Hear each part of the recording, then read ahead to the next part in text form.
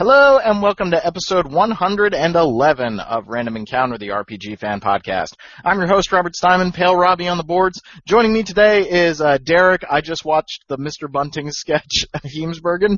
You can't just insert your own agenda here and give me a nickname because you made me watch that video. Was it not hysterical? It was alright.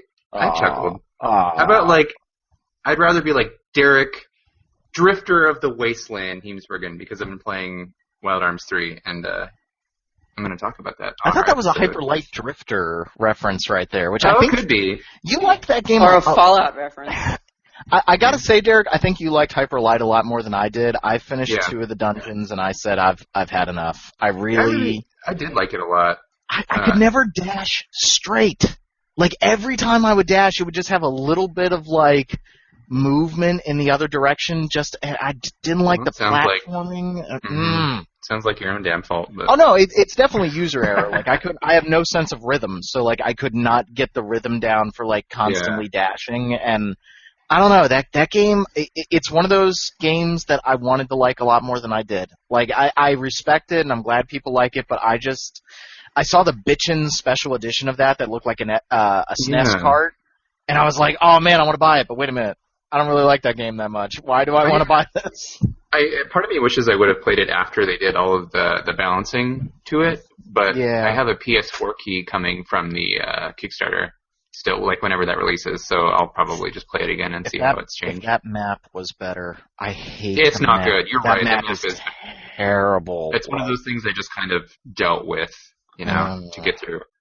When I was really lost in the eastern area, could not find anything, and I realized that, the map is really not telling me where I am. It's kind of telling me roundabout where I am. There was some swearing. There was some swearing, and the room got visibly hotter that I was sitting in. That's not a good sign. That's not healthy. So mad.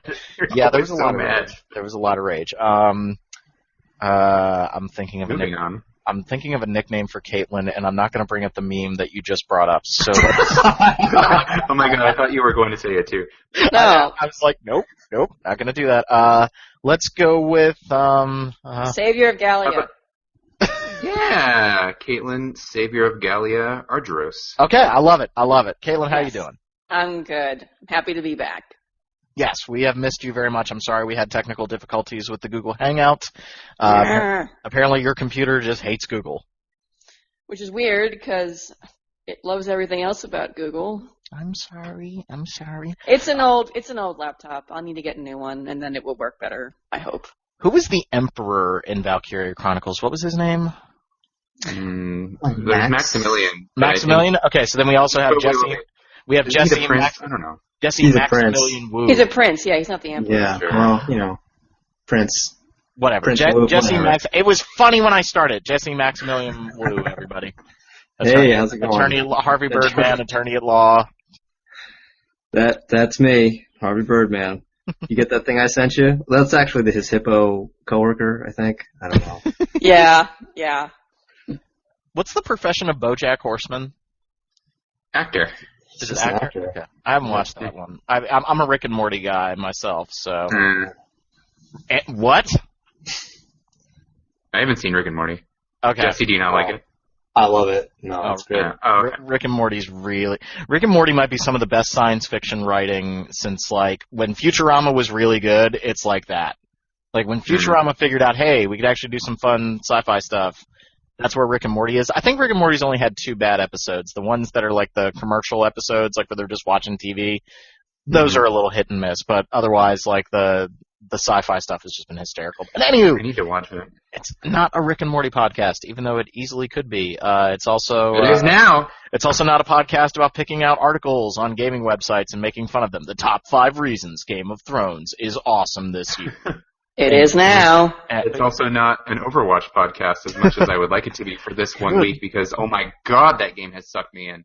I don't even like shooters. And that game has taken over the internet, and it's Blizzard just has the Midas touch. Blizzard frightens me. We need to understand that they have made some kind of eternal pact with an otherworldly force to produce nothing but amazing games. It's getting spooky now. Diablo 3 launched in rough shape, but now it's at such a point that it's can Blizzard do anything wrong? I think their willingness to try new things, like watching the continued insanity that is Destiny, and now like with them getting ready to announce a new expansion, it's like both of these games are being made by Activision. Like, obviously Blizzard isn't working on Destiny, but it's like... I'm sorry, I've just never heard Activision before. You've never heard Activision? I cannot be the first one who's ever said that. But I've never heard it either, but... You would think that the Diablo guys would just go over to the Destiny guys and be like, all right. You have a lot of the same problems we did. Here's what we did to fix them. You need some seasons. You need some cool hats, all right? You got to have cool hats. And you got to be like throwing toads and like witch doctoring people. That's what you got to do. And God, Destiny. And the other problem is every shooter that I play now. This is going to be my one oh my Doom. God, you're going to talk about Doom. Here This we go. is my one Doom thing for the day. Mm-hmm. Every shooter that you play after Doom feels like you are playing in molasses uphill in winter. Like everything just feels so slow after you play Doom, and like. Just trying to play the Destiny like preview that's on my PlayStation 4 again, I was like, nope. Nope. Overwatch is really fast though. Especially, yeah, that's really it depends on the character, but like Tracer teleports. I'm just really intimidated by Overwatch. I'm really intimidated by it. Yeah, I'm not good at shooters in general. And of course there are people out there who are going to be super, super good, but it matches you against people of your level when you start, and generally it's not so bad to get started. And you settle in really quickly. Like, I probably still haven't tried maybe 7 or 8 of the 21 playable characters, but the ones that I have gotten comfortable with, I feel really good about. It's super accessible, really. And there's also, like, there's support characters, so you can just heal.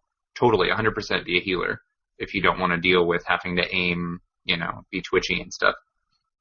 So we shouldn't talk about this too much because I won't stop. No, it's just very interesting, and I think it's also, there is an RPG connection there because this game is coming out of pieces of their failed MMO Titan.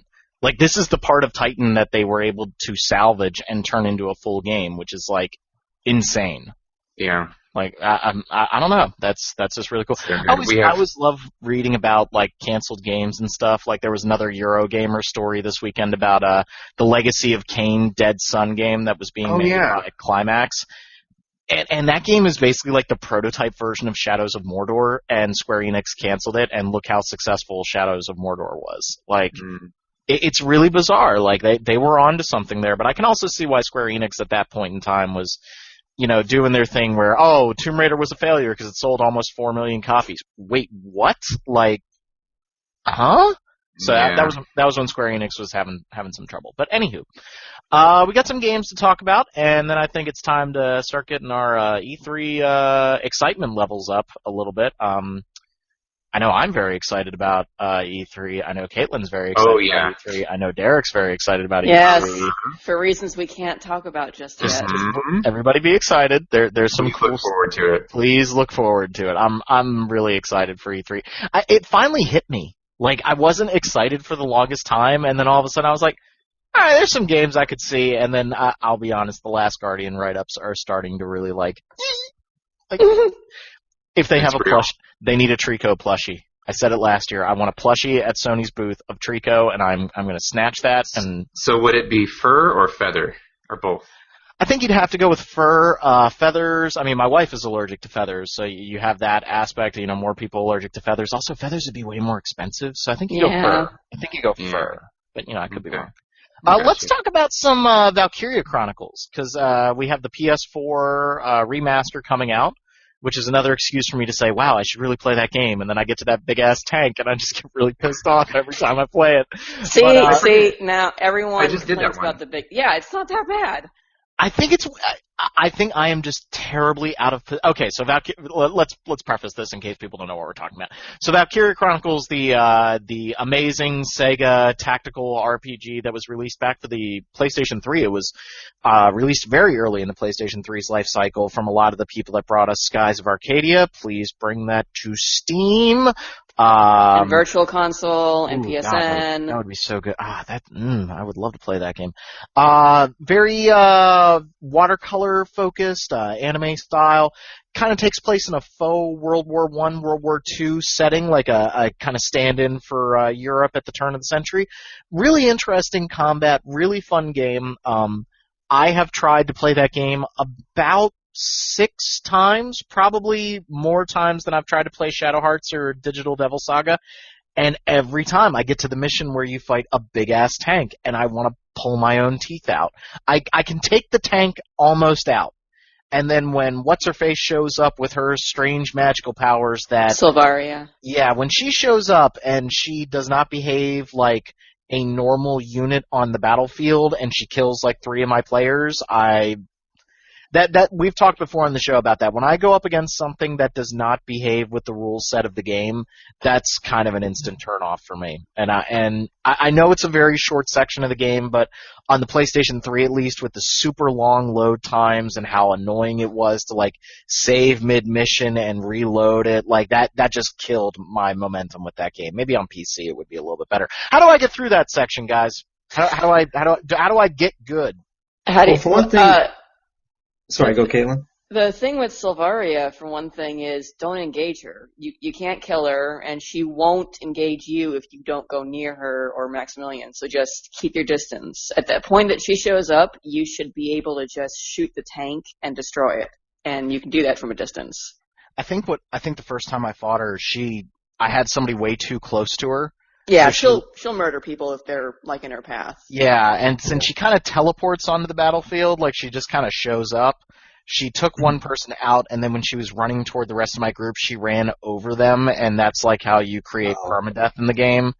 And that was I know it's a bad roll. It's like when you're playing D&D and you roll a 1. Like I get it, but that was just so heartbreaking for me at that moment that I just stopped playing. That's one of those battles where when you go in blind, you're probably going to get steamrolled because it's a very scripted battle. You need to do certain things at the right time and position your troops to be in the right place in order to take out the radiators and then blow up the tank and avoid the reinforcements. And when you don't know what to expect and where they're coming from and how the boss moves, you'll probably, get yourself killed. Mm-hmm. But once you know what to expect, it becomes very easy to plan out, okay, this is where I'm going to put my lancers, and on this turn I have to take out these turrets, and on this turn I'm going to blow a radiator, and on this turn I need to move my troops in position so that once the tank is vulnerable, I can just shoot the heck out of it. And once you do that, it becomes this really great tactical experience because I did that when we streamed the game on our Sunday streaming, and I showed how you just got to know where to move your troops and when to move them. What happened there? I'll translate for all of our Dark Souls fans. Is Caitlin just told me to get good? She just said to me, "Get good." Like, and it's true. I would say I was okay at that game. Like I had a tendency to like let my units get really spread out. I think there's a really weird thing when you like look at the FAQs for that game. Everybody says that the scouts are like super overpowered because they're so damn fast and they can do so much damage. And I really wanted to like play with a sniper, but they're so damn slow that pretty soon on the larger maps they kind of get left behind. And I think that's one of those things with like this was their first game in the series, so there were some balancing things for them to do. But that it was kind of like I was forcing the game to play a certain way, and it was I don't want to say it was punishing me for it, but I felt like I was making it harder on myself. Like I should have just said, all right, scouts are the way to go. I'm going to play with some scouts. It's really cool to snipe someone from across the map, but it's almost not worth it. It's kind of similar to Tactics Ogre, Let Us Cling Together.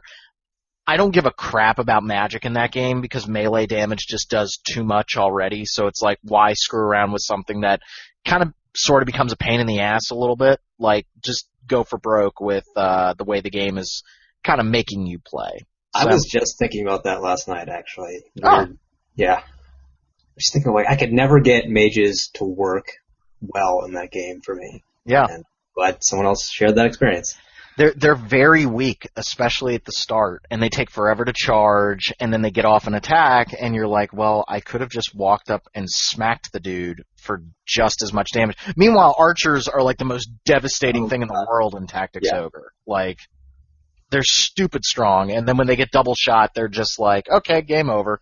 So I think there's a little bit of Valkyria Chronicles that I can't speak for the other games because I haven't played them. It's like they had the foundation right, but the little tiny mechanical things that, like Blizzard, going back to a previous conversation, the little tiny things that Blizzard does to tweak, to make things a little bit more even, they didn't have the opportunity to do with Valkyria Chronicles. And I'm a little surprised they didn't take the chance to do it with the PC release or the HD remaster on PlayStation 4. I was kind of expecting them to maybe do a little bit with that, but it doesn't sound like they did. No, it's the same. It's the same game plus the DLC, the DLC missions, Sylvaria mission, and the ED Squad DLC. So, and that's pretty much. Other than that, it's literally the exact same game. And trophies, right? Yes, trophies. Yeah, but there's some stuff like. If you care about trophies, I don't know. I do usually. With the snipers, Rob. That's one of those things that I wouldn't have. I don't know that I would have thought to do stuff like taking them back to your base and then making them retreat and then redeploying from someplace further on the map. Like you kind of have to do that with them because of their vulnerability. They have some good uses. There are several missions where they can really help you thin out the crowd, where they have good sight lines, but they're not as all around useful as scouts because of their mobility and because of their limited ammo and whatnot. So, yeah, I want to give that game another shot. I really do. I'm the same as you though, Rob. I've tried to play it. I tried to play it on PS3, tried again on Steam, and tried again for PS4. And I haven't given up on it, but I'm I think 2 missions past the tank battle, and I'm getting so frustrated with it again. Is that Fauzen or? It's the one where you have to get Welkin and Alicia back to the tank. And I love that mission. I did push past. You know what? You're right. I did push past that the first time I played the game. I managed to get through that, and I got to that mission. And Derek, I'm with you again. I love it thematically. I think thematically it's a great idea, but I just got really like. Well, because I would do, like the crossfire thing. Sometimes you can't really predict exactly how much you're going to get hit from it. Yeah. So, like, if you sort of walk in an area that's not safe, you might just get gunned down and critted or something. Yeah. And so sometimes I would move somebody, and then they would get critted, and I'd be like, well, crap, there goes my entire, strategy. Yeah. Save often, guys. Yeah, it's got a real, like, the missions in that game can get long, which is cool because there's a lot of depth to them, but then it'll be a game that I'll bring up here at the end of the show, but sometimes if I lose in a tactical RPG after like 20 or 30 minutes of fighting, that's kind of a make or break point for me. And again, I know that, we're all at different stages in our life, and I'm, getting older, and I don't have as much time for gaming, and there's kind of that... Oh, no. That was... Ow. I mean, if I waste time in a game, that really, bothers me. And so I really respect a game that respects my time right now. And I'm not asking games to be super easy, but, some nice checkpoints, some things here and there, just little things that cut down on that time-wasting factor. But I think Valkyria Chronicles is a really impressive game. I'm glad that it's been re-released on PlayStation 4. I think that was a really, really smart move. There's a lot of support for this series. There's a big fan base for Valkyria Chronicles, which I think kind of leads us to a discussion that we've had a few times on this show, which is the next game, Valkyria Azure Revolution, which, I don't want people to think that I'm doing an I told you so with this game. That's not my intent by what I'm about ready to say. But when they showed that game and they showed that it was way more action focused, and I kind of said, well, I'm not really interested in this. This doesn't look like my cup of tea. It kind of looks like the Japanese gamers that got the demo kind of gave a collective feeling of similar.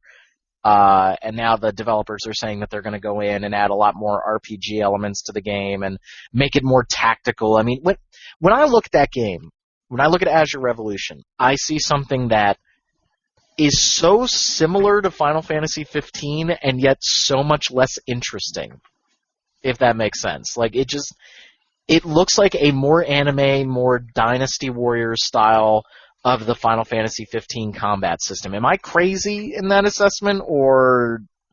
I didn't really catch that or make that parallel. It looked Dynasty Warriors though. It does kind of look like a Musou. As in lots and lots of enemies that get boring with no real point to it. Yeah, just like a lot of generic enemies that you just kind of mow down. Yeah, that's the same kind of feeling I got from watching the demo gameplay. It's like they ripped the soul out of Valkyria Chronicles with that. So yeah, it didn't look strategic at all. No, it doesn't look strategic. I and it looked boring as all hell. It looks like you can shoot enemies before you engage them, and that's kind of like their tactical thing. But now this brings up a really weird point. So we had this, and I think on the last podcast we talked, or maybe we didn't, but it was just me talking with other people. The developers of Neo have come out and talked about their they did like a poll with the game and like, what do we do well? What do we think we need to improve on? And they proceeded to give a list of things of improvements that they're going to make to Neo before it comes out. And now we're kind of seeing the same thing with Azure Revolution. I'm really of two minds about this because, like, on the one hand, I think it's great for developers to be listening to the fans, and I think with Final Fantasy 15, like, we've heard so many good things about the Duscae demo and all the improvements that they made to that. That's great. But on the other hand, you can end up just shoehorning stuff into a game that you had no anticipation or no thought to do in the first place. Isn't that kind of the feature creep that we worry about with games? Like, why does this game have RPG elements? Like, what? Right. Why does this game have an inventory system? Like, there's no point in this. And so, I'm a little worried about Neo and Azure Revolution. Maybe they're both far enough out that this isn't a critical time for development, but if these massive changes are coming now, and these games are supposedly coming out in the next year, can that be a problem? Am I just being a negative Nancy here? No, I think... Well, speaking specifically about Azure Revolution, the thing that struck me was it didn't seem like there was a very clear or coherent vision about what they were doing, right? It just seemed like we're going to take Valkyria, this title that people have been clamoring for a very long time, and we're going to make Dynasty Warriors out of it. We're going to make an action-y anime game. So I think that makes it extra susceptible to tacking on things that don't necessarily need to be tacked on, or to making change. Like, if you change something where you didn't have a clear vision of where it was going in the first place, that's like a recipe for disaster, right? And also, I don't always trust fans. Like, one of the changes that they made to the game was that they took the tights off of the heroine, right? So, like, now the heroine who is already going into war wearing, what looks like the First Communion dress that my ex-girlfriend wore. Like, now she's doing it with no underwear. Like, it's just one of those sort of like head cock moments. Like where were you going, and like, why is all of this in this game? Yeah, I don't know. I'm trying not to be a hater on Azure Revolution. I think it's great that they're trying to do something to the series, something with it, instead of just, leaving this kind of super awesome franchise to die. Like, I want to see some new things with it, but it seems like they just completely missed the memo. Maybe they're interested in making something that's more like Final Fantasy 15, 15, but it's kind of like one of those, like, you do realize what people liked about your game, right? Like, do you know what people liked about your game? Like, people like the tactical stuff. What do you, is and this... It's early to say what it's going to turn out, or how the story is going to turn out, but a lot of the reason why people like Valkyria Chronicles is because it has this sort of bright art style, subdued but bright art style, and these kind of cheery-looking characters, but it actually deals with some incredibly touchy subjects like racism and the horrors of war and people dying, and it's not the kind of thing that, when you think of a war game, you probably think of like a straight shooter, right? Not exactly like what Valkyria Chronicles offers. And so if Azure Revolution is going to continue further into the like fan servicey, like it's kawaii anime girls fighting war, tee-hee, like I think that's not really in the spirit of this series. So that's also my personal preference. Like I'd rather have the more dramatic, story interspersed with those moments of levity that make it so touching. You guys remember when in the original Valkyria Chronicles where they just had the beach day, where it was like, now we need to show everybody in their swimsuits? I didn't even get that far. I just got to the part in the Persona 4 anime, which, by the way, I'm really enjoying that, where they, all go and do their beach thing. Is that just a trope now? Yeah, it is. Yeah. Does like every anime like have to take all the cute, sexy females out to the beach and put them in bikinis? Like, yep. Well, yeah. There's a scene in P5 in the trailer where they show that. Yeah. You really know what's coming. I don't know. Like that and the hot springs scene, and Persona has both. Yeah, I don't. And again, I'm not like trying to attack or anything, but it's just. But those were actually okay. Like in Persona 4. I didn't mind either of those. I thought they were all right. I just hate that it's a trope. Like, it has to be there, apparently. It's like the thing. It's like it has to come up in your anime game, and it's getting a little... I'm, like, bored by it. Like, it's so expected at this point that I'm like, oh, boy, here they go. Like, they're going to do it again. Like... Well, it's never good when they're making a game by the numbers, right? Like, we'll check this box because you have to check the box. Yep. Not because it adds something valuable. Yeah, exactly. We have the beach scene, we have the hot springs scene where the guys peep on the girls and they say, yeah, and they throw buckets. And it's like... It's like the first time I saw it in Tenchi Muyo, it was okay. And then after that, it was just like, alright. That's because it wasn't a trope yet. Right. I was just watching my first harem anime and didn't even realize it. Like, Babby's first harem anime. I know. I know. Oh, so sweet. So kawaii. And then you moved on to Love Hina. Oh boy. And then Bible Black was just right around the corner.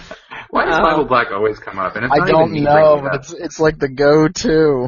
Oh boy. So yeah, Valkyria Chronicles, great to have it again on PS4. Let's see what happens to Azure Revolution. I'm keeping an open mind. I really am. And it also makes me like, I know it's completely separate Sega franchise, but it always like is in the back of my mind I should go play those damn Yakuza games. But there's like 80 of them now. Like if I've never played a Yakuza game, I'm like, do I start with 1 or 0 or just go to the PlayStation 3 games and screw it. Like I'm not. Yeah, I've heard they're great. I have a similar mindset with those. Just like, where do I start? I think I had 4 and I played it for an hour or 2 and I was like, I feel like I'm missing so much. Yeah, it's like coming in the middle of The Departed. You're like, wait, what's Matt Damon doing? Like, what? Did 4 have like summaries of the previous games for you to watch or go through? I think it did actually, but even so, I felt like there was so much that I didn't experience firsthand that it was a little hard to get into. But they look good. Well, moving on, I think, Jesse, you were playing a little bit of Romancing Saga 2? Yeah, I am. Also, well, Derek, you said you would try it out and couldn't really get into it. Right? Yeah, I was really excited for it, and I downloaded it, played it for about 45 minutes, and I just can't deal with virtual D-pads. I hate them so damn much. Hate them. It's obvious that this was a game designed to be played with a controller. It's you move digitally in 4 directions, and having to use a D-pad that's touch sensitive that doesn't always, I can't necessarily stop where I want to stop, and it feels messy. Translation also seems like it's not great, but I also think that the original writing isn't great, so I can't really blame that. It's like SNES era, kind of cheesy writing in general, and that's not such a big deal. But yeah, man, I couldn't deal with the movement, and also the menus are really cumbersome because you have to like double tap on stuff a lot, and it doesn't feel intuitive to me at all. Because the controls are so bad. Yeah, I mean the controls are my biggest complaint about that game. But that aside, did you have any experience playing the other Saga games? Like, did you play Saga Frontier? Yeah, I played Saga Frontier and everything onwards after that. I never went back and played ROMs or anything of Romancing Saga or imported them or anything like that. Yeah. Yeah, I mean, I loved Saga Frontier, and me too. I mean, the first thing that I noticed about the game after I got over my frustration with the swipe controls was that this feels like, an early 90s SNES game, and like everything good and bad about that era and those games is like embodied in this game, I feel. Mm-hmm. Like it's very opaque. Like, they don't really tell you what you need to do besides go to this place and you have to, I kill all the monsters. Okay. Yeah. I was wandering around that cave, like, alright, I killed them all, now what? And then I just left, and that was apparently what I needed to do. Yeah. Yeah. There's no dialogue, Right. There's very little sort of conveyance to the player, which is, in the grand scheme of things, is like bad game design probably, but something about it just appeals to me. Like, the fact that there's no quest marker and I just have to figure it out, because that means, I tap on every chest and like I talk to every person, and it's like a downscaled game, so I can do that. Like, at one point I talked to this random character who turned out to be a mage and who just taught me Fireball, like taught me my first spell. And there was no point, like, no one came to me like, hey, you should learn how to cast a spell. Like, go talk to the court mage. There was none of that. I just had to stumble upon it myself. Right. There's no tutorial for battle either. They just throw you in. Yeah, exactly. And there's also no manual. I was kind of expecting them to have some sort of virtual manual or something like that. Yeah. Nothing. Because that would make sense given how older games usually didn't have built-in tutorials. So you would just reference the materials they gave you along with the game. Yeah. And that was always a great part of, getting the new game. Like, shiny new game, shiny new manual. But I like it, and I like sim elements in my game. So I like that you can, choose how to build up your town and your kingdom. Mm-hmm. And I like that it's intergenerational, so it's not just this one person's story, but it's the story of this whole kingdom. The story is not something that Saga Frontier 2 would go on to do later, and I had no idea that it was pulled from a previous game in the series. Mm-hmm. Yeah, apparently it's the 5th Saga game, which it's just crazy to think that that series is that old. Yeah. That by 1993 there had already been 5 games in the series. Mm-hmm. Yeah, I wish I could deal with the controls, but I just can't. And that's okay, because the day after I bought it, they announced that they're working on the Vita version, which comes as a huge surprise, because most companies are pretending like the Vita doesn't exist. So I'll definitely give it another shot if I can actually use buttons, and hopefully the interface is a little different, because I didn't like the way it was on iOS. Not to cut in real quick, but Square Enix is also being completely like left hand not knowing what the right hand's doing, so I Am Setsuna is only coming to PlayStation 4, but Dragon Quest Builders is coming to PlayStation 4 and Vita? Vita digitally, yeah. Yeah. With Setsuna, I know that the Vita version, the Japanese one, didn't run well. Yeah, it had problems with loading, I think. Yeah. So in that case, I wouldn't be too surprised if they skipped on it just because it's not technically sound and they don't want to deal with either improving it or handling backlash. Not that, I still think it should come out here, but I can almost understand why that one wouldn't. But in the case of Romancing Saga, and like Adventures of Mana before it came out on iOS, and they said, hey, if there's enough demand, we'll consider doing the Vita version, and they haven't said anything since then. But I also bought that on iOS and could barely play it because it's essentially an action RPG that you have to use touch controls for, and it's like, why? Hey, stop doing this. Mm-hmm. I just hate virtual D-pads. They're scum of the earth. I know, dude. I'm with you. I am with you. I'm not going to fight you on that one. Like, makes a perfectly serviceable game turn into an unplayable mess for me. Yeah, I agree. Yeah. But there's there's something to look forward to if Romancing Saga 2 does in fact come out here in English on Vita. I'm always in favor of more games on Vita. As you guys know, it has turned into quite the little RPG machine more than anything else. So Yes. there's a lot to play Like there. the PSP before it. Mm-hmm. Which is why we need more games on it. I agree, yeah. I still need to play Trails of Cold Steel. It's Yes, you do. Oh, yeah. I know. But you played it some, yeah? Yeah, I got like 2 hours into it, and like I dug it, but it it didn't grab me. But like it was one of those like I see this, like I see that this is a good game. Like I think I got distracted by other things. Doom. Doom. I don't think that's within the same time period. I think you're just saying that. But yeah. Is there a super shotgun in Trails of Cold Steel? Actually, there's a guy who uses a shotgun. Yeah. Is it a super shotgun? Yeah, I mean, yes. if he used his S-Craft, yeah. Yeah. All right. Kaboom! Kaboom! Anything else that you think about Romancing Saga, Jesse? Have you played it a lot?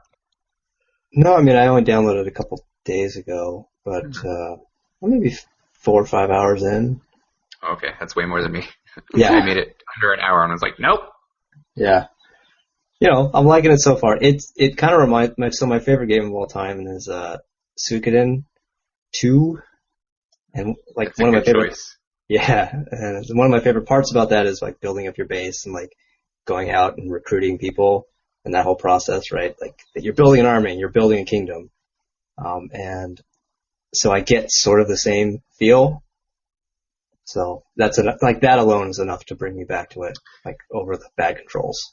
Right, and the iOS version has new stuff over the original Super Famicom version. It has like an extra town building thing and an extra scenario as far as I'm aware.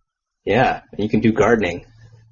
Yeah, I love gardening. Yeah, they're adding gardening to Final Fantasy XIV next week. Oh, yes. Like extra gardening. We already had gardening, now they're adding flower pots. Flower pots, yeah. Get your gardener on. I'm gonna do it. Don't test me. Or I guess get your botanist on. Yeah, more or less. Show me how green those thumbs are. I don't like the way that sounded. I don't have green thumbs.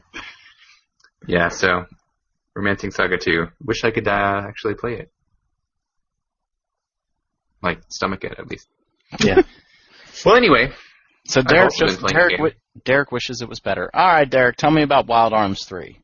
So Wild Arms 3 originally released on PS2 like 12 years ago? I don't even know. I want to say 2003, so 13 years ago, something like that. It was re-released on PS4, a week ago, 2 weeks ago, for $15 as one of the upscaled PS2 classics, so it's running 1080p, got trophy support, and I've probably put like 6 or 7 hours into it since buying it. I bought it just kind of on a whim because I like the Wild Arms series, each game to different degrees, but it had been a while since I played it, and Wild Arms 3 is the only one that I haven't really played much. I watched a friend play through almost all of it when I was in high school. I mean, all the way up to the last boss in its 13 forms or whatever it has. And spoilers, I guess. But I watched him play through almost all of it, and so at the time I was like, all right, I'm not going to play this right now because I basically saw it all. And it's been so long that I don't really remember any of the details at all. I mean, I remember the main cast. I remember that it's in Filgaia, the wasteland, and you're a drifter traveling on horseback and shooting the bad dudes and all that stuff. So I figured it was finally time to play it. So I was really surprised to find how incredibly playable it is by modern standards. This is a 13-year-old game with turn-based battles, and yet everything moves at such a snappy pace. Of course, I still love my turn-based RPGs, but as we were discussing, I think it was on the last episode, how games moved from the 16-bit era to the 32-bit era and onwards, they've become increasingly cinematic, and a lot of the time that has brought with it an increase in length of animation or just generally things take longer to happen, right? So Wild Arms 3 released, around the time where things weren't quite, I don't know. I mean, like, we also saw Final Fantasy 7 to 8 to 9, things got progressively longer animation-wise, and Wild Arms 3 is definitely closer to Final Fantasy VII's end of turn-based battles. And there's even a turbo function, which I was surprised, for battle speed. You can set it in the menu, and it just makes everything move faster. But yeah, so it's a really playable game. I think that battles generally still have too many enemies in them, and so they can drag a little bit. But dungeon design is fantastic. It reminds me a lot of Lufia. I know all the Wild Arms games are like this, but it was refreshing to pick it up and see all of the puzzles in battles, because all the characters have tools that are basically objects that let you solve puzzles within each of the dungeons. And there are things like Virginia, the main character, has a card that sets things on fire, and Gallows has a little snowman doll that freezes things. Clive starts with bombs, and Jet has a boomerang, and those are the first tools for each of them. As you go through the game, you unlock more, and puzzles get increasingly complex. So it never feels like you walk into a dungeon and it's just like point A to point B. There's a lot of stuff going on, lots of hidden things, lots of mechanics to figure out, which is fun. It's kind of like every dungeon is a temple in Final Fantasy X, even though, I mean, there are other games like it. I don't know why that's the first comparison that came to mind. But in addition to having all the puzzles and making dungeons interesting, there's also stuff like you can avoid encounters. There's a gauge called I think it's called the migrant. Well, you have a migrant level, which is it determines how many encounters you can avoid before you have to sort of rest. But if you are running through a room and you really don't want an encounter, you can spend a point of your little gauge to just dismiss the encounter and move forward. And if you use that too much, then it'll empty to zero and you have to start fighting every battle that you would normally get in. But it's neat because it means that if you need to backtrack a little bit, or if you're like, okay, I progressed through this and I died when I got to the boss, but I remember how this puzzle works in this room, I just want to skip the encounters right now and go through to the end, and then I'll worry about leveling up later. There's just some surprisingly user-friendly functions in that game that I didn't really... I forgot about them, and it feels good to be playing a game like that. It's kind of refreshingly classic, and the cel-shaded graphics look pretty great, upscaled in 1080p. They don't... there's some issues with some of the character models having black outlines kind of cutting through the models in some parts, but overall it looks really good. It's got a pretty timeless art style overall, and one of my favorite things about it is it has 4 different animated intros. They change depending on where you are in the game, which is super cool, because every time you load a save file, you get the anime intro. And I remember when I was younger, especially, every game I played that had a cinematic intro like that, like, I'm looking at you, Suikoden 3, watch it every time. Every time you boot it up. So Wild Arms 3 gives you incentive to do that, because you're like, oh, I wonder what changed. I beat the first chapter of the game and watched it again, and they show new villains in the intro sequence and stuff. And it's cool because a lot of times intros to games kind of spoil stuff. Like, they'll show you characters that you don't encounter until way later in the game, or they might show somebody who you thought was a villain fighting on your side. So it's neat that Wild Arms 3 had the foresight to actually create several different intros that change according to where you are. But overall, it's absolutely worth the $15. I'm surprised that I got as sucked into it as I did. But, I mean, I'd recommend it. And, of course, you don't have to play any of the other Wild Arms games to play it. They're all loosely connected by the same timeline, but none of them have recurring characters, really, other than some historical figures. But I'd honestly say check it out. If you're hankering for a classic RPG that's not super, super slow and doesn't really waste your time, it's not bad. And Virginia's awesome. So, what are you playing it on, Derek? I'm not familiar enough. I mean, I played Wild Arms 1 when I was waiting for Final Fantasy 7, but other than that, I can't. Like, where is Wild Arms 3? Like, what's it on? PS4. Oh, God, really? Yeah, that's what I was saying. It's a PS4 re-release of the PS2 game, and it's upscaled. Oh, I missed that. I'm sorry. I missed that at the start of the talk. I'm an idiot. Okay. Oh, that's okay. Yeah, which also means that you can use remote play if you want to stream it to your Vita, which is cool. Got it. Yeah, so I've been playing that, and something else that I can't talk about because it's under embargo, and I'll just briefly touch upon. I just got the latest Atelier game, Atelier, however you want to say it. I swear every game, it changes. The in-game dub changes the pronunciation of it, and it's a French word, so it probably should be Atelier, right? But in this one they say Atelier. Whatever. I'm playing Atelier Sophie, the Alchemist of the Mysterious Book. It's the latest in Gust's long-running Alchemist series. I I think this is in the intro for each game. They say Project A whatever, and I think this is A17. This is the 17th game in this series to come out since PlayStation 1. Wait. So they have more games than Final Fantasy. Yeah. Yeah. So I just got it. One. Yeah, like the day I got this, they announced Atelier Firis, which is the 18th one. Now, is Sophie? I know that the previous games have all had kind of series within the series, they had the Meiru and whatnot. Is this part? This is the start of a new trilogy. Okay. Yeah, it's the PS3 had the Arlen trilogy and then the Dusk trilogy, so there were 6 of those. I cannot believe there were 6 of those games in the PS3. And then this is the start of a new, sub-series or whatever. So, and then the next one, Firis, takes place in the same world as Sophie, so there's going to be some connections and probably recurring characters there. Although, even though Sophie starts a new sub-series, it does have a couple of characters from the previous trilogy, although it's sort of considered its own thing. Yeah, but I just started playing it. It's got some pretty drastic changes to the formula that I am not entirely sure how I feel about yet, actually.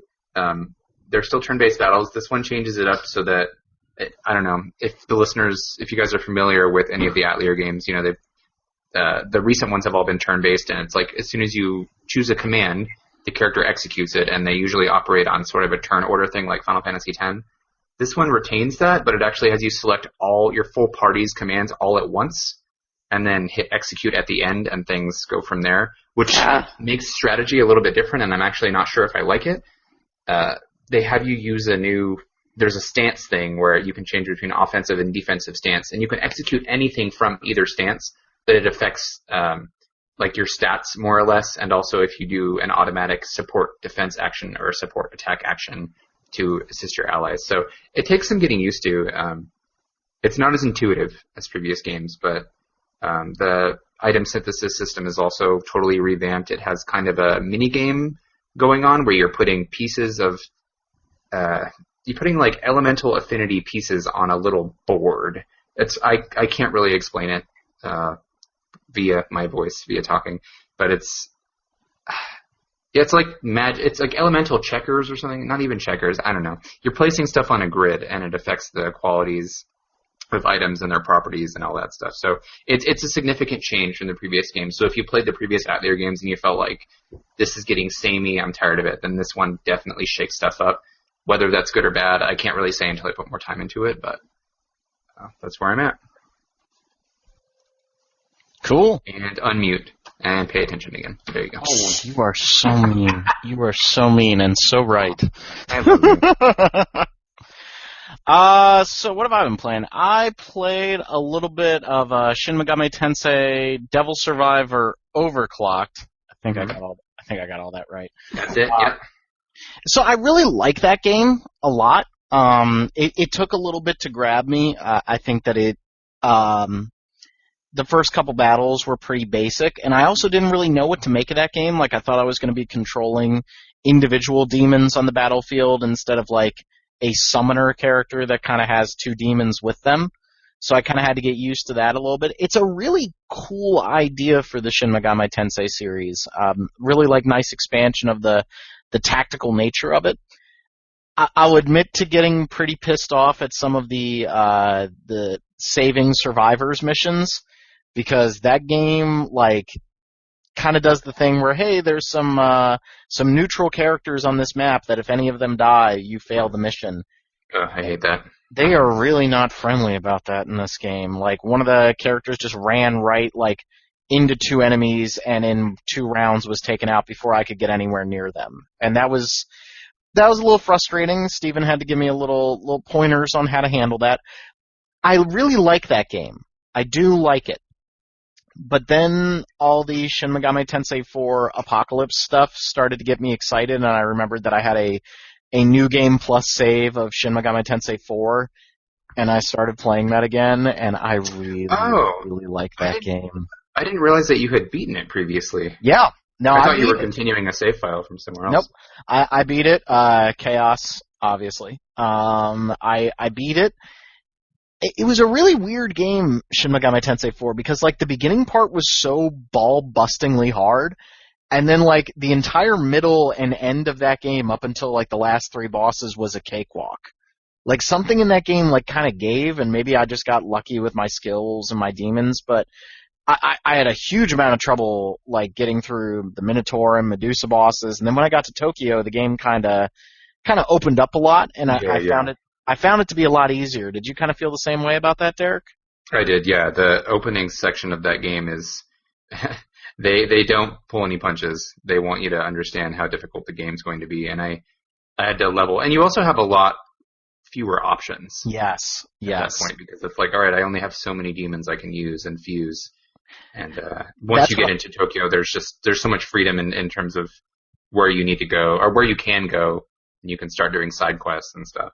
Yeah, and that's where I think, like, Devil Survivor, I'm about ready to turn that corner because I'm starting to get more options. But, like, the beginning parts of Devil Survivor, I was like, well, I just kind of had to make do with what I have right now. And that's the part of the Shin Megami Tensei games that are, like, the make or break for me.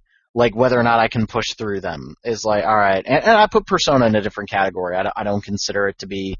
It's not like a mainline Shin Megami Tensei game. So I kind of have to push through that opening, like, salvo. But it's good. I just love Shin Megami Tensei 4 so much. The pacing of that game is perfect. I love the little effects that they do during combat, like how enemies explode and warp, and it makes the static look of Overclocked, even though that was a DS game originally. It makes Overclocked feel a lot older than it actually is because Shin Megami Tensei 4 is so modern. Its menu design is outrageously good. Like, whoever's making the menus at Atlus, like, I love you. Like, give them not 1 raise, but 2 raises. Because like, no, for reals. Because I stop at 2. The fact give them 5 raises. The fact that so many games, like, how many times have I talked about bad menus on this podcast or in my reviews? I'm right there with you. I'm such a menu. I don't know if I want to say snob, but it's so important to me that games have good UIs, and some of them I can't deal with when they have bad menus. Yeah, like Neo immediately turned me off because of its bad menu design. Like, Lords of the Fallen was, garbage menus. You gotta be kidding me. And then you play, like, SMT4. It's designed completely around the 3DS, and it's supposed to look kind of like a modern phone interface. It's just, it gives you all the information you need. It's just perfect. And then you look at what they're doing with Persona 5. It's like you can make a menu that is beautiful to look at and functional. You don't have to do either or. Like, I remember Kingdoms of Amalur.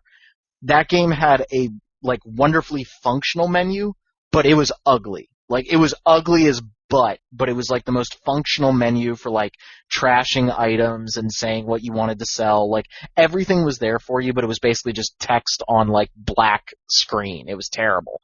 But there's just something about, like, Overclock's menus are great. SMT4's menus are great. But then I think SMT4 takes that presentation a little bit further with the way they, like, layer the different characters talking to each other in the cinematics, and even though it's all static backgrounds and characters just speaking like it's 999, it still just feels so much more modern than Overclocked, and I just found myself going right back to SMT4. I don't know if I'll complete a full playthrough again, but I also wanted to get re-caught up on the story because everything I've seen for Apocalypse, that game... I said it kind of jokingly on Facebook, and I was saying it to be kind of a dick, but I do mean it when I say it. I'm more excited for that game than Final Fantasy 15. Like, I legit am. Well, what you said was you know what you're going to get. Right? Yes, exactly, and that's what I was going to say, is I know I'm going to like Apocalypse. Final Fantasy 15 might be the best game I've played in the past 10 years, but what I've seen so far of it, I have no idea if I'm going to like that game or not. Like, I really don't. I might end up loving it, but right now I'm kind of in I don't know. I know I'm going to like Persona 5. Yeah. And I know I'm going to like Apocalypse. And Caitlin, have you played the mainline SMT games? Because I feel like the virgin on the website with those games. Like, I came very late to the series. No, I have not. I've played the Persona spin-offs, and that's it. I don't know if I would recommend 4 to her, Derek.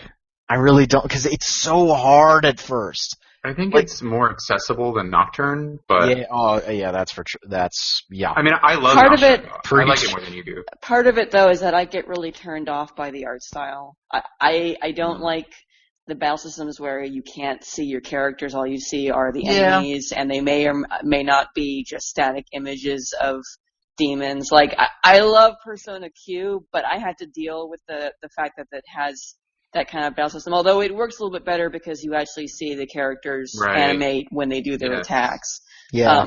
But that kind of, it still kind of bugs me. So I usually get turned off by that kind of design. And I do want to play SMT4, and Apocalypse looks really cool, but it's getting me over the hurdle of dealing with that design. I agree. Go ahead, Derek. Go ahead. I am also the same way. I totally agree with that, and I would prefer to see a character doing an attack a la Persona Q, or actually Seventh Dragon, coming through DS RPG by Sega, is a dungeon crawler that has that also, where you are fighting in first person, but your characters actually jump out to do the attack. So I would prefer that. I'll say that Shin Megami Tensei 4 moves a little bit closer in that direction. You don't see your character pop out, but like Rob said, there are actually effects on the enemies. Like if you kill them with a fire attack, they burn up. So it's not just like the static portrait that's just, and they animate a little bit. So it's not just like the totally static portrait that fades to black. Although I totally feel where you're coming from. And the only game I can think of where I am totally fine with that is Earthbound, just because Earthbound is Earthbound and I love it forever. Well, and I remember when my buddy Nathan showed me Final Fantasy 3, Final Fantasy 6 on SNES, and I had been a Phantasy Star 4 guy, and so like going from Phantasy Star 4 where you see your character like run up and do the attack, going to Final Fantasy 6 where they kind of like attack the air, but that's like them hitting the enemy in front of them. Like I get what you mean, Caitlin. Like I think that's one of the things that turned me on to SMT's Strange Journey when I tried to play that. Because I felt very disengaged from the combat because I couldn't see anything that was going on.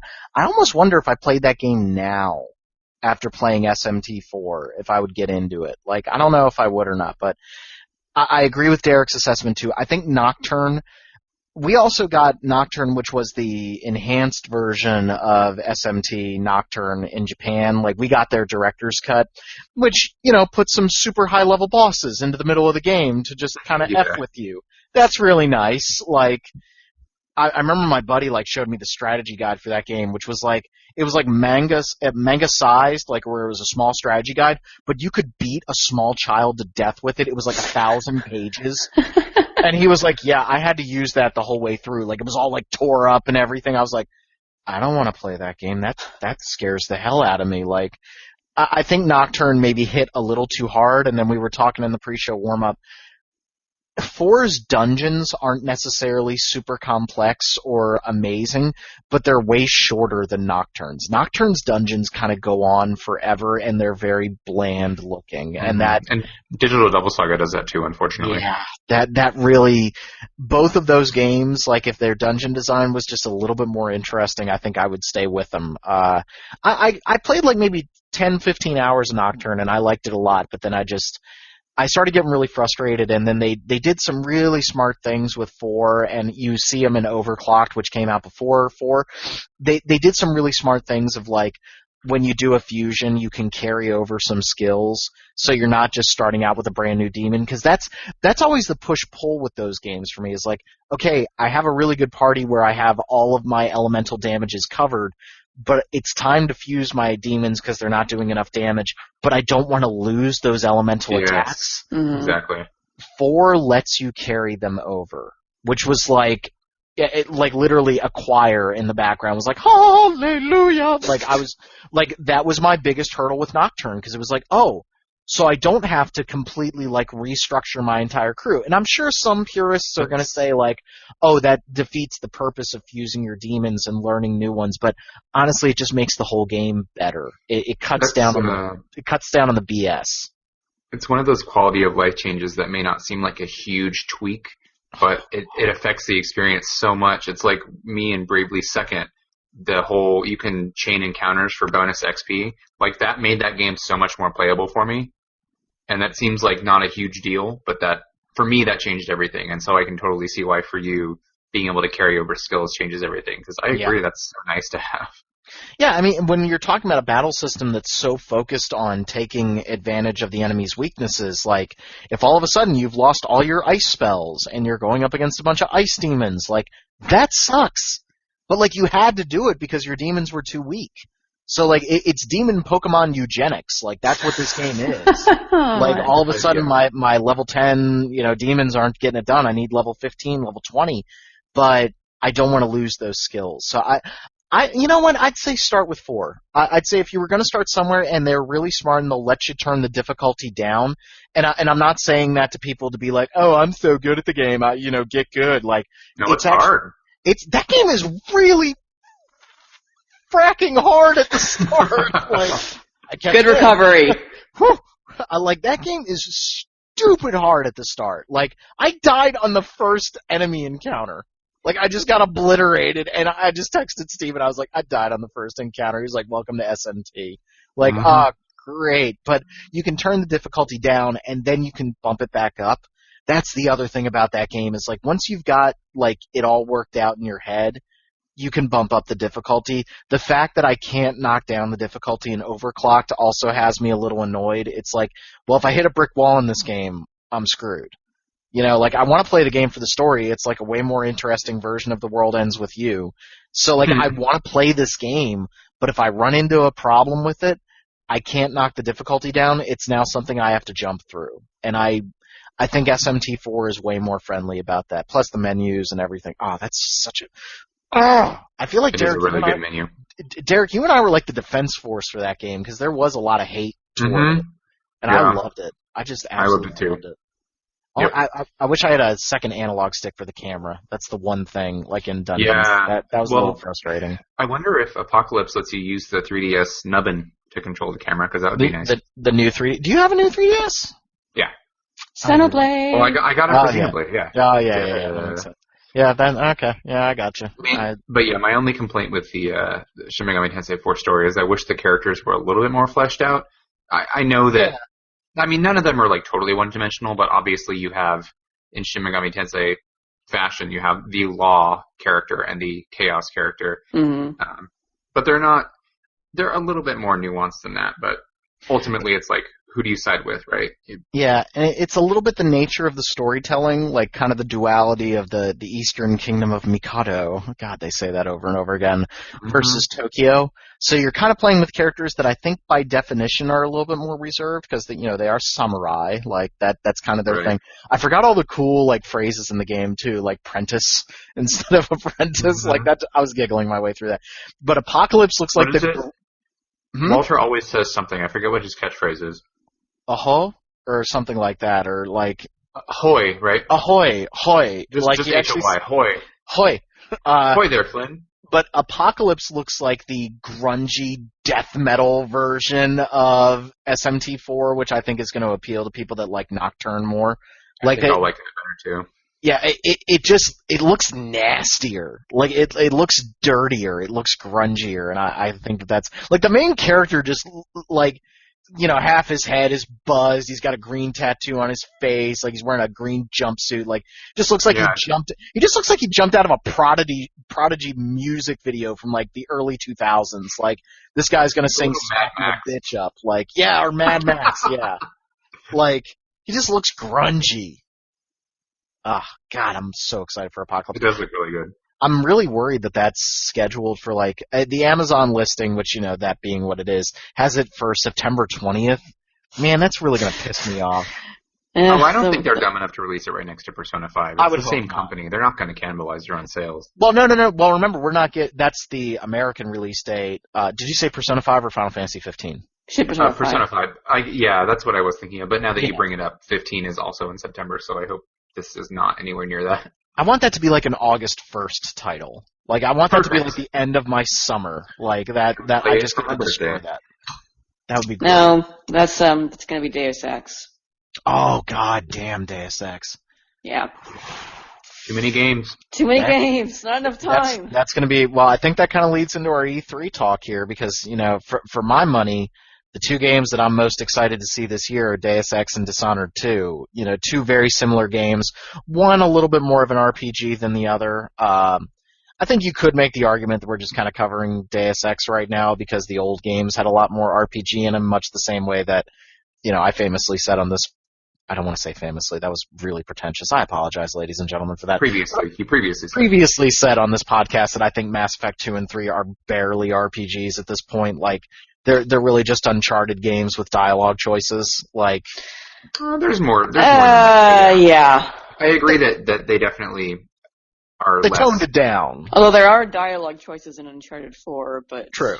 But they don't matter at all. But like Dishonored 2 and Deus Ex, like, those two games are hitting the exact same group of people, so it's going to be really, like, cool to see.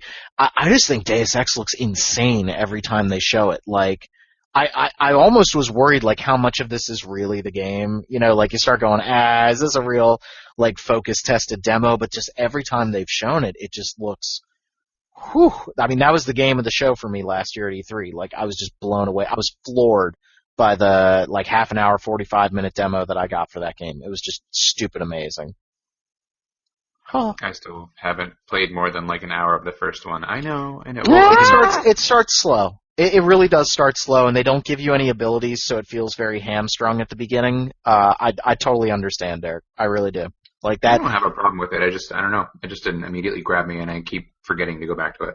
If you're gonna play it again, play the enhanced director's cut because they give you they let you play with the powers more. Like they really they were kind of stringent in only letting you recharge one battery, so you were really limited in what you could do in terms of your power set. They give you two in the director's cut, and that just turned me into, like, what's the girl from Ghost in the Shell? Like, I was just cloaking in and cloaking out and just stabbing people like crazy. Oh, what's her name? Monaco or Mokoto? I forget. I think it's Mokoto. Yeah, I turned into her. Like, just played the whole game like that. So I would recommend that. But, yeah, E3 is going to be nuts this year. We got a lot, like, too many things to see. Like, of course, Persona 5 is going to be there. Mm-hmm. And Final Fantasy 15. Final Fantasy 15 is going to be there, so we're going to run like idiots to those two games. Do you guys think we see more on the Final Fantasy 7 remake? I mean, I think we have to. No, I don't think so either. Okay, cool. Tell me why I'm wrong. I want to hear this. I just think they're too focused on promoting 15. I mean, they already have a really huge lineup because we know that they have 15. They're showing off Final Fantasy 14 stuff, even though the patch will have been out by then. They're still doing like a big thing for it. They have I Am Setsuna. What else do they have? I know they have a couple of other things, but I feel like there's Dragon Quest Builders. I feel like there's a lot on their schedule already, and I know it's not related to that necessarily, but Kingdom Hearts 3, they mentioned before that they were not really working on it in earnest yet. Like, they wanted to finish Final Fantasy 15 and ship before they really went full bore on it. So I feel like FF7 is even behind that. So I feel like if 15 isn't out and then Kingdom Hearts 3 is behind that, then FF7 Remake is behind that. So I wouldn't expect more than maybe maybe a new teaser trailer, but not a lot more. Am I going to be right? Is Final Fantasy 7 Remake going to come out before Kingdom Hearts 3? Am I going to? Maybe episode 1. Okay, I think that's fair. Yeah, I see what you're saying there. Okay, so maybe not the full game, but episode 1, I kind of feel like that's. I could see that. Yeah. Yeah, I think so. By the way, I'm really excited for I Am Setsuna. I think I read some previews and some reviews for that game. It seems a little grindy, which I'm a little worried about. Like, they said some difficulty spikes, but then again, I just got done talking about my struggles through SMT4, so maybe it's time for me to get good. Like, maybe give it a shot. No, it looks great. I mean, I have the soundtrack, and almost all piano.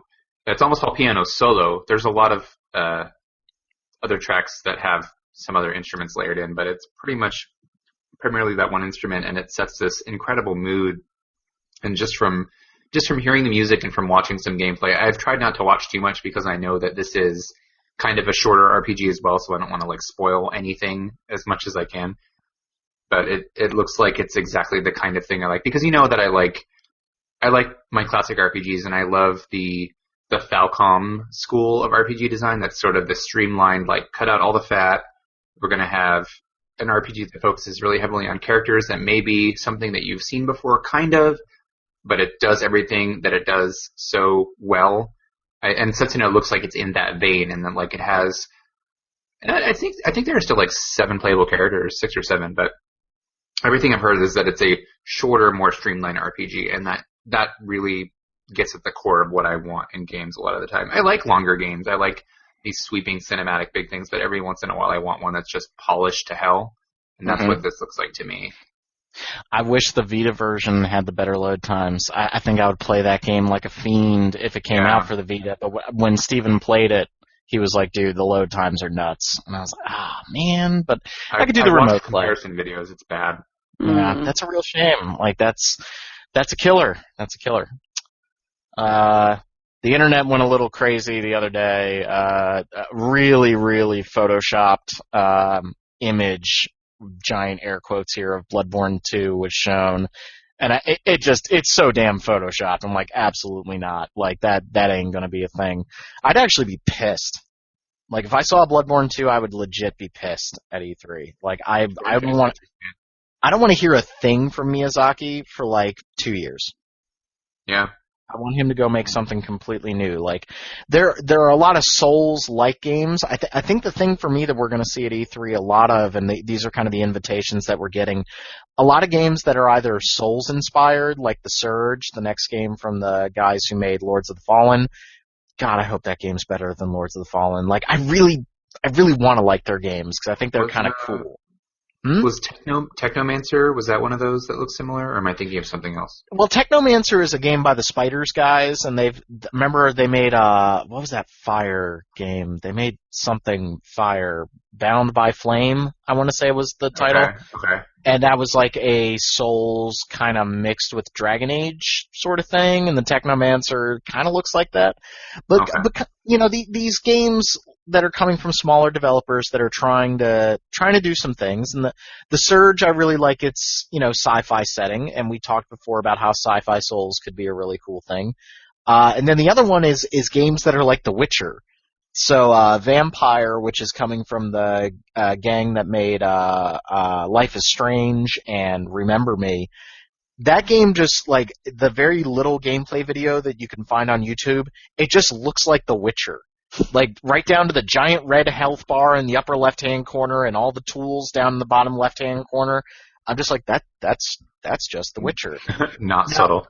Now, granted, I'm not exactly playing The Witcher for the gameplay, and I think that's a mistake that I made with that game, and I would actually be the one who recommends people to play it on normal and just breathe the story in, because that's the point of the game.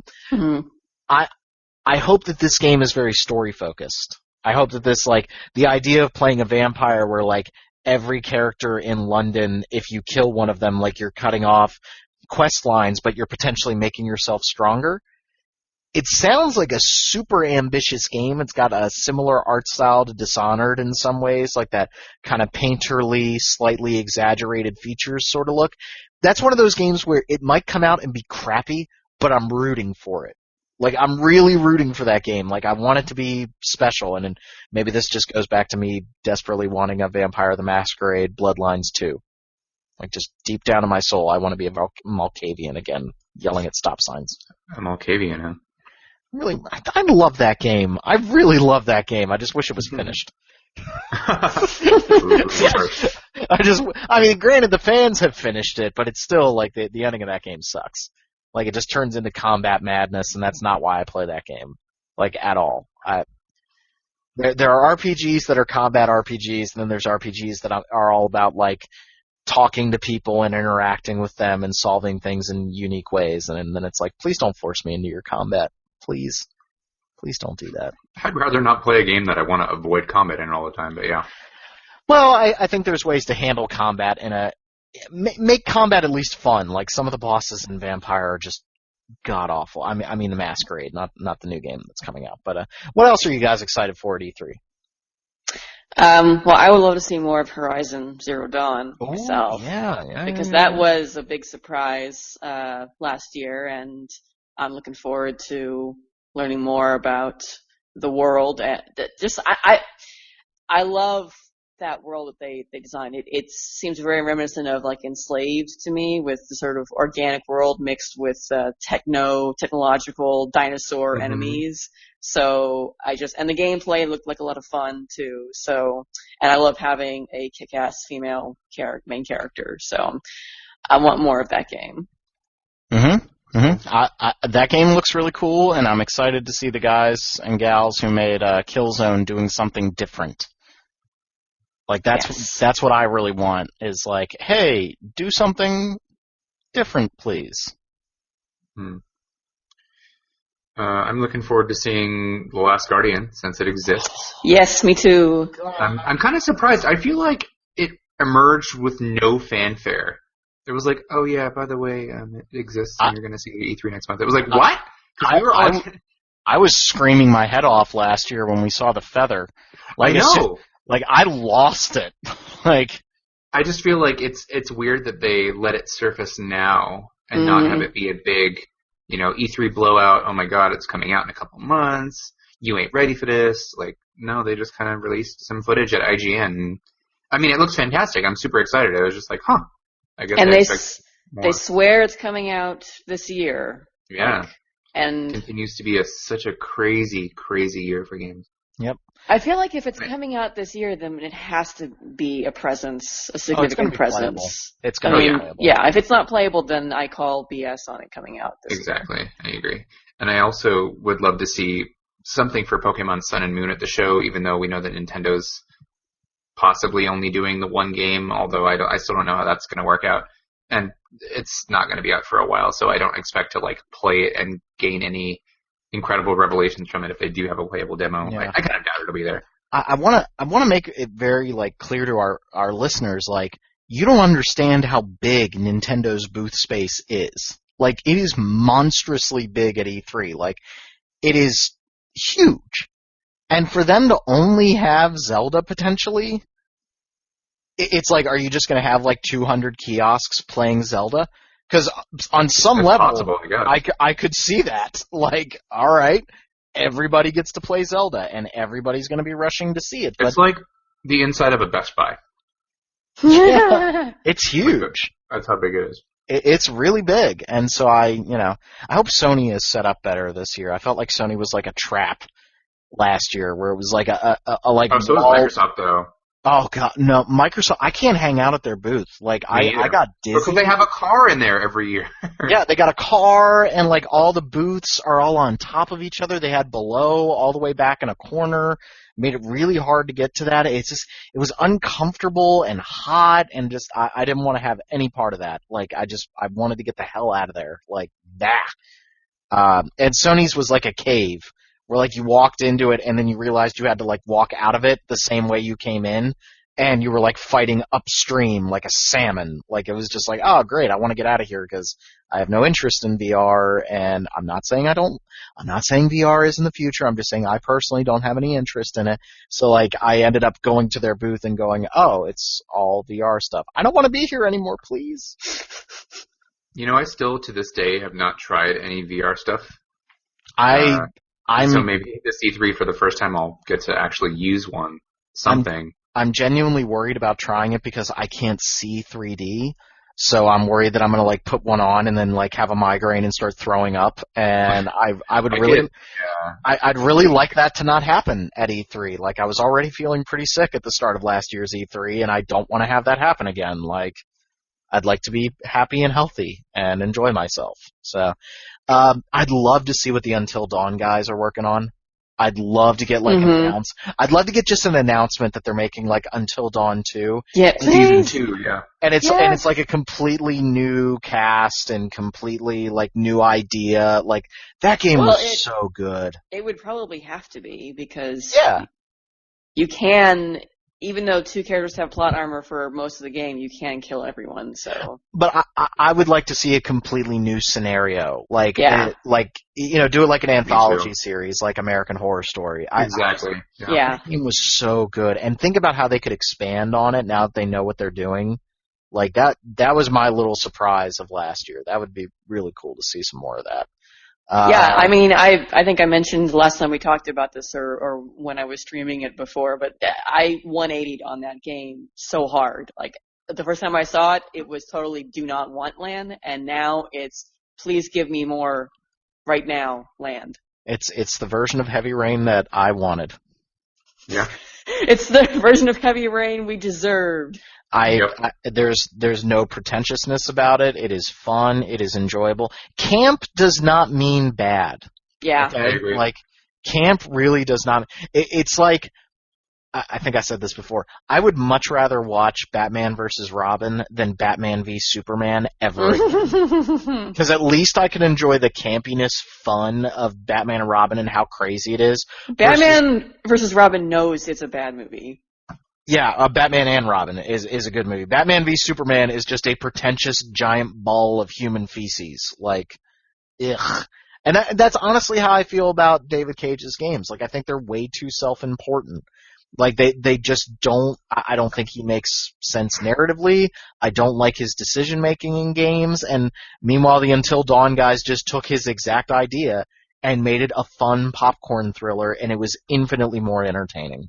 Mm-hmm. Like, infinitely more. And so, I could harp on him. Too. I could harp on him all day. I won't do that. Dennis Dyack seems to want us to play Shadows of the Eternals again. No. Okay. No. He also proceeded to call out, quote, unethical games journalists. So I'm like, oh boy. Whatever that means. Here we go.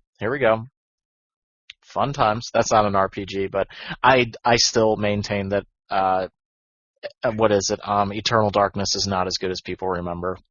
That really wasn't that great. It had some super interesting ideas, but I feel like it wasn't all that polished as a game. No, it was not a good game. It was a good idea.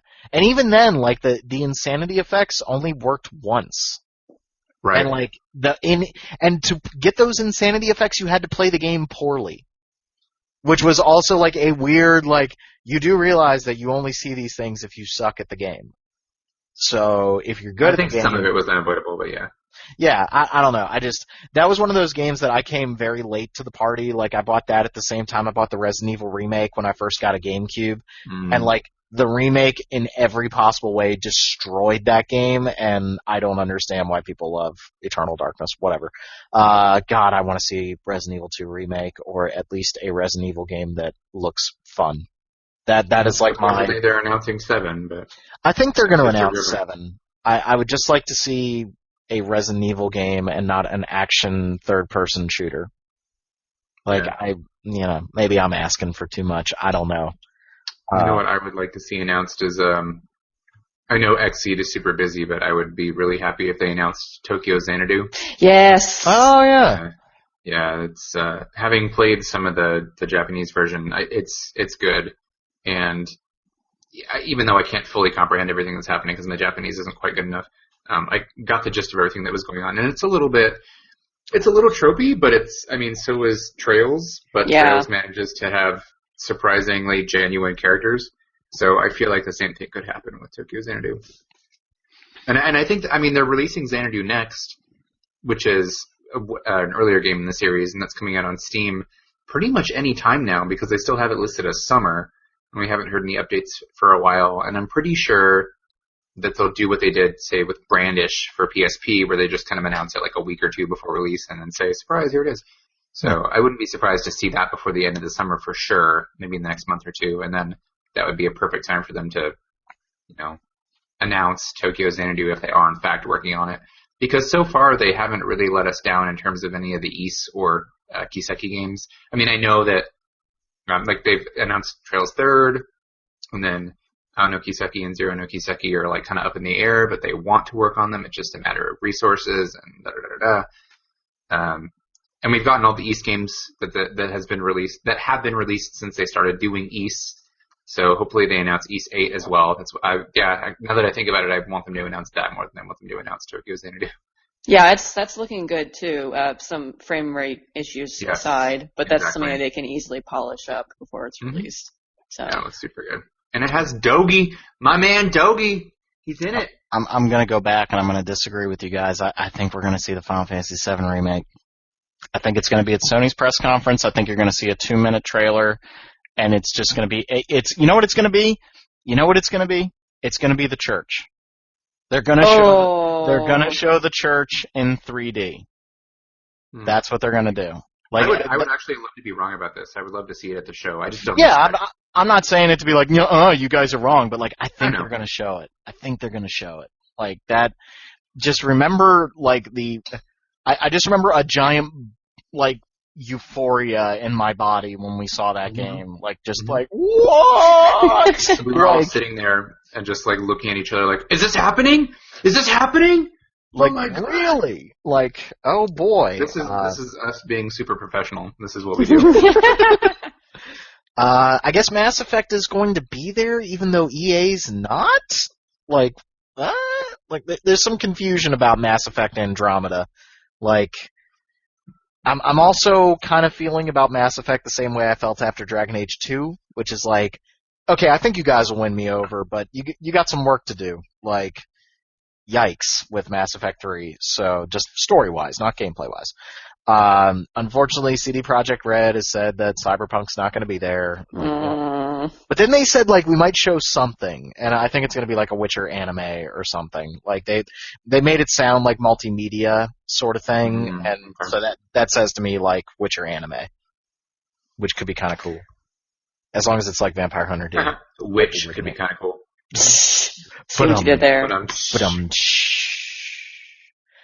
Yeah, I think that's about it. I think my biggest worry, and you know, obviously we're an RPG-focused website, we're not a hardware-focused website, but like, I feel like there could be a lot of confusion coming out of this E3 for consumers, for people that aren't like, you know, hardcore gamers when it comes to a PlayStation Neo and a potentially two new Xbox Ones. I get why they're doing this. They want to do the Apple or the phone model of, you know, every 2 years you upgrade your device. Like, I get that, but I also, I'm incredibly worried about that for the industry. I don't know if our industry is ready for that. I think, look at the pushback you have from a lot of gamers when it comes to, hey, you should probably update your graphics card in like 3 or 4 years. And you see like this massive, like, that's why I play console games. Like, I think that's the crowd you need to win over with this. And I don't think saying, oh, hey, you can play your games at 4K. Like, I don't know if that's the thing that's going to do it. Just a question of, like, how much demand is there among your core audience for that kind of I mean, I'm sure there's some demand, because there's always people who have the super high-end TV resolution and whatnot that'll want that. But, you know, how much money are you going to make off of that super high-end crowd versus the majority of your player base, which probably are not upgrading to that until there's enough support for it? Mm-hmm. Yep. I mean, I'm going to buy a GTX 1070. Like, I'm going to join Team Green. I'm going to go with an NVIDIA card. I'm really excited for it. I think it'll extend the life of my computer quite a bit. But, like, I know that that's going to be a $350 to $400 purchase for my machine. Like, I'm really excited to make it. But, like, I have no desire to get a PlayStation Neo. My TV, my home TV has no 4K out. Like, you know, maybe you could win me over by saying, hey, Bloodborne's going to run at 60 frames per second on your PlayStation Neo. Like, maybe that would do it, but, like, I just don't know if gamers really want that. And I think that's one of the strengths of the console market is you get the console and it works. And they are about ready to turn that on their head. I think they need to be both companies need to be very careful. Like, this could get nasty. Well, they have made it clear that at least Sony has made it clear, I don't know what Microsoft is saying, that this isn't going to be a thing where there are games that you can only get on the Neo. They've laid down the law that developers will have to to provide code that can work on both. They can't just do, you know, we're only going to develop games for the Neo and that's it. Like, you know, you shouldn't have to worry about not having an experience. It's just, it might run a little bit better or run higher frames, and if that's something that matters to you, then you might want to upgrade. Well, that's based on internal documents, which I agree on you. That's what they're saying, and I hope that they hold them to it. Like, I don't want to have a situation where, hey, this game's running at 60, this game's running at 30. Like, that would that would tick me off a little bit. Like if all of a sudden Uncharted. Me too. I wouldn't like that at all. Yeah, if all of a sudden Uncharted 4 was running at 60, like, these consoles were already a little underpowered when they came out. Like that we didn't have this huge graphical jump, and I think that's part of the reason why you're seeing this iterative process on these consoles is we're reaching a technological plateau. Like we're seeing the level off, the bang for your buck. You guys remember the jump from SNES to PlayStation 2 to PlayStation 3, like, but the PlayStation 3 to PlayStation 4 jump was like, not that big. Like, so I just don't want there to be confusion, and I think everybody needs to take a good long look at the Wii U confusion and how there are still people that will look you in the face and say, oh, the Wii U's a peripheral, right? Like, they got into so much trouble with a brand new system. Like, is PlayStation 4 Neo or PlayStation 4.5 or Xbox, do they just call it the Xbox 2? Do they do that? Like, I don't know. I'm not looking forward to when I go into my game store and I pre-order games having to double check with the person that I'm talking to that I want the game for the original PS4, not whatever they're going to call. I mean, it better have a, really distinct name so that it's no confusion. Oh, I mean the current gen PS4. I don't mean the next gen PS4. Or do something smart where like the Neo assets will download. Like, you have to install these games anyway. Like, the Neo assets will be installed. It's already on the disc. So, like, you're buying the PlayStation 4 version of the game. If you have a Neo, it is going to take these extra 5 gigs or whatever. I'm just making numbers up, but I'm saying, like, make this as easy on the gamer as possible. Don't do what Caitlin's saying, which is have a PlayStation 4 and a PlayStation 4 Neo version. Like, that's... I think they said they wouldn't do that at all. They said every game has to run on... Well, you already brought that up with the internal documents. So if that's the way it works, then that's acceptable to me, but it still could cause some consumer confusion. And also, I don't know why Sony's doing this, because they're selling PlayStation 4s like hotcakes. Like hotcakes! We both did it. We both said hotcakes. Like, yeah. They're selling them like crazy. Like, it's not like to me, it's not like the numbers have dried up. Like, they're still selling games like crazy. So this must be a push from developers. This must be a push from developers saying, you think? But that's the only thing I can think of, Caitlin. Like, that's it. Like, they're selling so many of these things. Why in the world would you want to create market confusion when you are the dominant force in North America and Europe? Okay, Japan, they're not selling as well as they expected, but they're still the dominant force in Japan. You're crushing it in all the territories.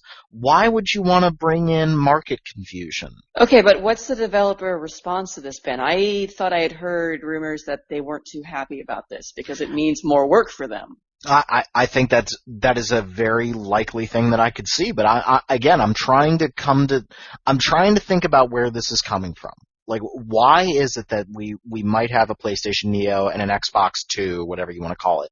And the only thing I can think, I mean, with Microsoft, I can say, all right, maybe you guys want to attack a little bit here because you're not selling the numbers and you want to rebrand, you want to rip out the TV stuff that was in there that got everybody all pissed off and the always online component. Like, maybe they take all that crap out and they're looking at it as a rebranding of the Xbox One. That I can justify. For Sony though, I can't see it. It's like, why would you F up a good thing? You're selling so many of these damn things. Why would you do it? Well, unless they don't think it's going to mess things up, or maybe they think that people will come just like people, came to Apple with every new iPhone, even if it was only an incremental increase in the processor speed. Yeah, and then the counter to that, which you're right, that's definitely a point in the we should do it. The counter to that is the new 3DS, which I can't really talk about it because I totally did it. I bought one. Right, but the numbers, I mean, the games aren't there and the numbers aren't there. So unless maybe Sony has a whole salvo of games in the back that are like, okay, here are the PlayStation Neo versions. Look how much better these look. Like, look at Horizon Zero Dawn on the PlayStation Neo versus the regular PlayStation. But then, like Derek was saying, as a PlayStation 4 owner, I'm a little pissed. Like, I've only had my PlayStation 4 for what, like a year and 3 months? Like, that doesn't make me feel real good. Like, that kind of sucks. I don't know. I want to see how this plays out. And I think if the market rejects it, it's not like doom and gloom for anyone, but the market's going to decide this one. Like, and if gamers just say, nah, man, we ain't interested, like the PSP Go, like, yeah, I really like that kid, and he made a really good argument for getting a PSP Go, but I didn't get one. Like, what was that kid's name? What kid? The kid that was the advertisement for the PSP Go. He was like, step your game up. Like, I like that kid. And the PSP Go was... that, actually. Well, I try. I like the idea of the PSP Go, but I just think the market wasn't ready for a 100% digital game console. Which is funny because the Vita, like, might as well be sometimes. Oh, yeah. Yeah, totally. I just think we weren't at that point yet, and we're almost there. Well, it would be if Sony didn't charge you an arm and a leg for their proprietary memory cards. Right. That too. Yep. Well, we got a lot of E3 to look forward to. I don't know if we're going to be able to record at E3. I got to test out the recording on my Samsung Galaxy phone and see if it does a little bit better than an iPhone, but we might just have to wait to record after we all get back from the show. I almost hope you can't, because I want to be a part of it. I know, Caitlin, I know. And I'm very sorry. I honestly didn't realize you weren't going to E3. This is BS. I'm really sorry. I had given Caitlin a meeting that she was very much interested in, and yes. Yeah, I know. Derek, I believe in you. Yes, I will. You will give me all the deets, and I might hyper give you questions. enthusiastic. Yeah, for both of us. Please, no worries there. Please look forward to it. So it's going to be a good show. Mm-hmm. It will be. It will be. There's going to be some good stuff. So I hope there's some more surprises. Like I want some like Last Guardian, Final Fantasy VII Remake. Like those were legit surprise. Like Nier. Like, those were all legit surprises last year that blew everyone's faces off. Like, I want more of that. Because I feel like the past couple years, there weren't huge surprises like that. So like, maybe Bloodborne 2 is my surprise. I don't know. Like, nah. If I see Dark Souls 4, I'm going to scream. Like, thank you. I'll run far away. Yeah, you should. So, look forward to our E3 coverage. We're all getting excited, and we're all getting invited out to parties that will have free booze until like 2 in the morning, so I'm really looking forward to that. Did you get the Let It Die party invite, Derek? I haven't gotten any yet, but they took a really long time approving my registration this year, and I just got it 2 days ago. So I think anything that was sent out prior to that, I probably am not going to get. You go party with Akira Yamaoka. I would love to. Yeah. Just like, drink my share of booze for me, I guess. I will. You know I will. Just get the Johnny Walker Black rolling. Thanks again for listening to the podcast. Make sure to subscribe to us on iTunes. Give us favorable ratings, or make sure to send us emails. Derek is manning the RPG fan email. And you haven't emailed us yet. Podcast at rpgfan.com. Please send me anything. Send me a poem. I'll read that on the air. A poem would be great. I want a poem. Yeah. That would be great. Or we get fan mail saying when I say Final Fantasy 13 sucks, we get some response. So Final Fantasy 13 sucks. Final Fantasy 13 sucks. Final Fantasy 13 sucks. Oh my god. Yep, that'll start it. Final Fantasy 13, a disastrous game for the franchise that almost killed it and sold horribly. So go ahead and argue with me online about that. Please don't do that. I'm just fishing right now. Like, don't do that. Come on now. So for Caitlin, Derek, and Jesse, who had to make his way out for a wedding, thank you everybody, and we will see you all later. Neil Robbie doesn't like Preacher. I didn't like Preacher at all. That is a factual statement. I did not like Preacher at all. And the divorce paperwork is filed starting now. Where's Jesse? High five.